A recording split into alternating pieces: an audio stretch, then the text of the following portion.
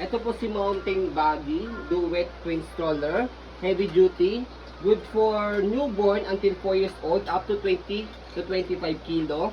So kahit hindi po siya 4 years old, basta hanggang 20 to 25 kilo kakayanin po ng twin stroller na to kasi heavy duty po siya. Okay, nabili po ito sa US from 37,000. Pero syempre, we're selling this for 12,500 lang po. Okay? So, kasi mga details po niya, aluminum po yung body frame, heavy duty, fully reclined. Yung canopy, adjustable po yan. Okay? And then yung wheels, ayan, pang heavy duty din po yung wheels niya. Adjustable po yung handle niya. Okay? So, and then, additional po may stopper din po dito sa handle. Okay? So, ito po yung details po niya one by one. So, sa canopy natin, ayan, wala po siyang faded, walang discoloration. Already washed na po yan. Ito yung peekaboo, magnetic. Ayan. Okay? So, extension canopy. Pwede nyo ipasok kung hindi nyo gagamitin.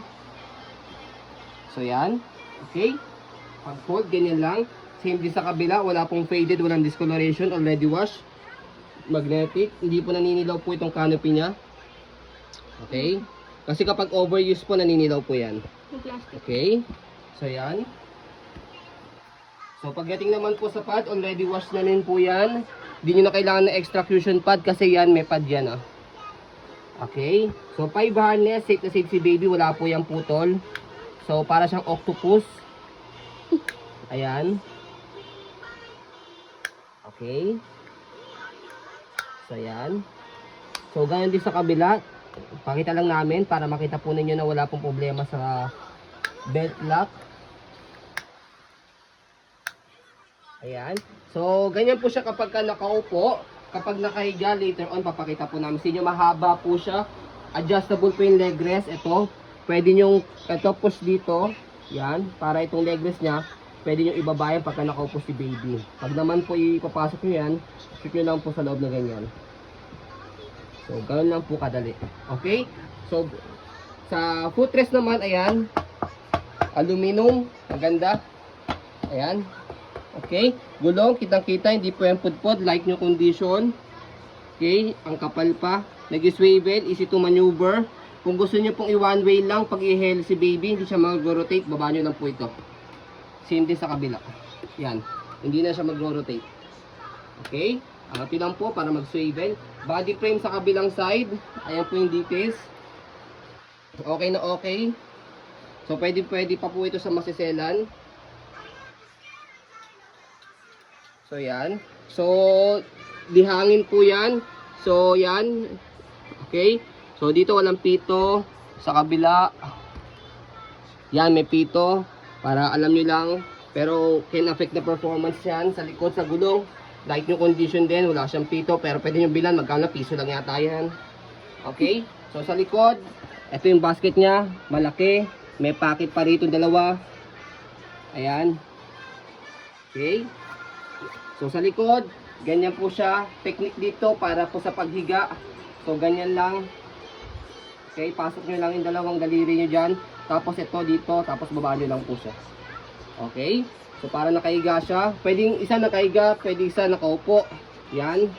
So, pakita po namin sa inyo kung paano po siya nakahiga. Pero, syempre, later na. Okay. So, sa gulong, sa kabilang side. By the way, ito muna yung stopper natin. Yan. Stop. Madali lang siya iakyat sa ibaba.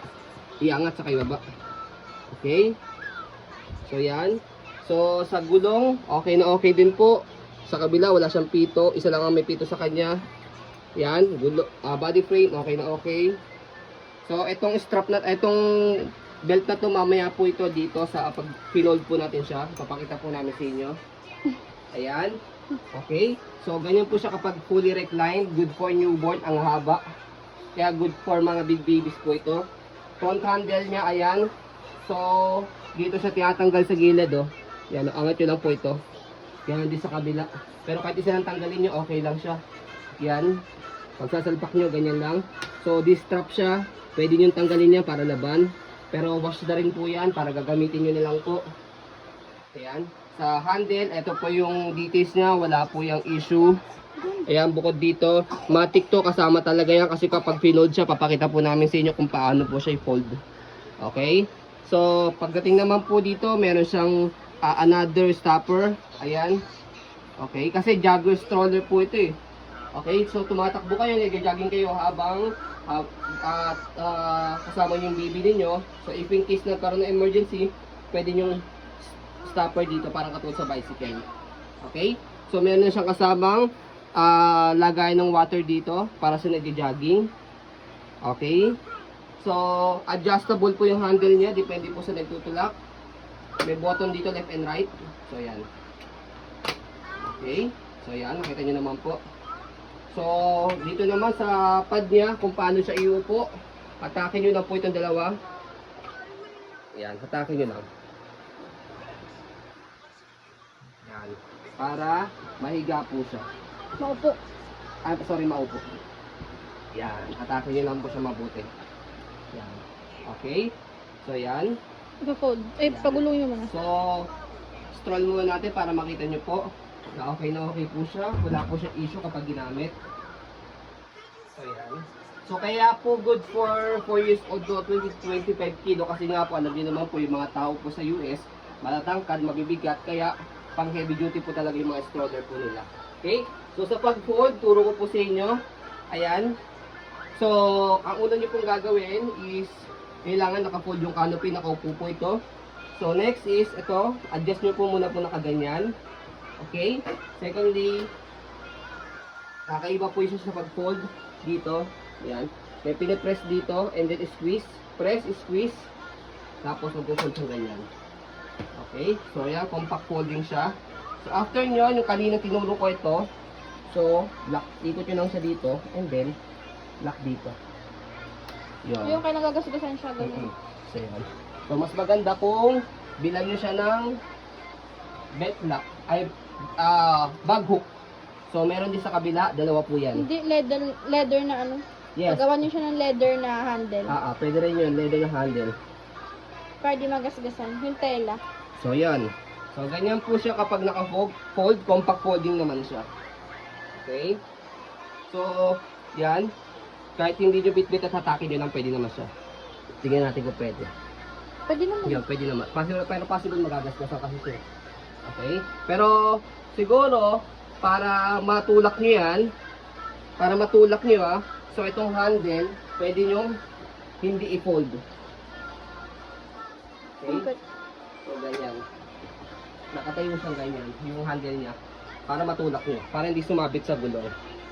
Okay? Sa handle ng gusto. Para hindi sumabit yung handle sa gulong. Okay? So, kaya natin ipino-fold kasi po ito. Yan, ito, para tumayo po siya. Para instant alone. Okay?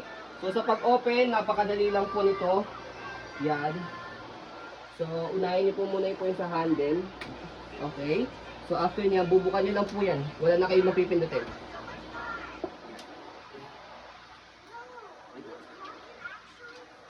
So, yan.